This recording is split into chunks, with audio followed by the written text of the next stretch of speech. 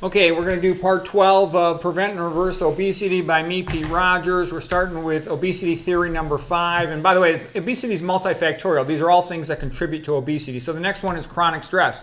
When you're chronically stressed out, you're more likely to get fat. It's because the cortisol, it raises your blood lipids. Hyperlipidemia causes insulin resistance. It basically pushes you in the direction towards type 2 diabetes.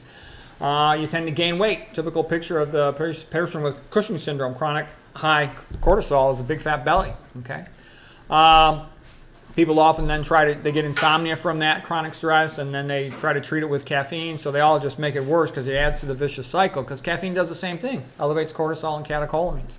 Catecholamines are adrenaline, noradrenaline, same thing as epinephrine, norepinephrine. Okay, so try to manage your stress. Be religious. Religious people are a lot healthier. Give it over to God. Avoid negative people. Okay, next one is social behavior theory, that obesity is contagious. Birds of a feather flock together. If you hang around fat people, you're more likely to be fat because you'll have a tendency to eat what they eat, to think the way they think, to have similar habits. So, all you got to do is study all the skinny people all over the world. There's all these skinny people. They eat low-fat, primarily plant-based diets, lots of starch, a lot of fruits, lots of veggies. Okay? The more veggies you eat, the skinnier you'll be. The lower the percentage of calories from fat, the skinnier you'll be. Social thinking theory. When in Rome, do as the Romans do. This is a little bit like that other social theory, but it's also like this is more generalized for America. Most Americans eat the standard American diet. That's why it's called the standard American diet.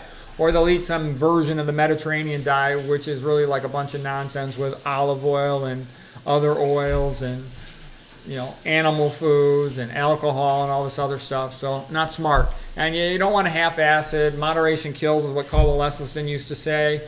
You want to think biblical. Thou shalt not. Thou shalt not. Unless if you're an alcoholic, you don't drink anymore. Thou shalt not drink alcohol, ever. If you're a smoker, thou shalt not smoke, ever. Okay, so same with diet. It should be like the 10 Commandments. So here's some dietary 10 Commandments. I think I got more of them later in the book, but here's dietary 10 Commandments for getting started. Thou shalt not eat meat. Nothing from an animal. Thou shalt not eat ultra-processed foods. They've all got all these chemicals in them that make you gain weight. Thou shalt not eat fried foods. Fried foods are a disaster. Never want to eat them. Thou shalt not eat any food with oil in it, not even if it's just one distant ingredient. You shouldn't eat it. It's very high caloric density. It makes people fat. It's toxic to the gut. Thou shalt not drink caffeine. Okay, that gets you into these vicious cycles of insomnia, chronic stress, elevated blood lipids. Thou shalt only eat starches, veggies, and fruits. Don't add salad dressing to your salads. You don't need to. You get used to not having it. Skip the dressing. You'll look better undressed. Thou shalt eat only organic food. Thou shalt only eat single ingredient foods. If there's a second ingredient, they can add stuff to it without telling you, like MSG, MFG.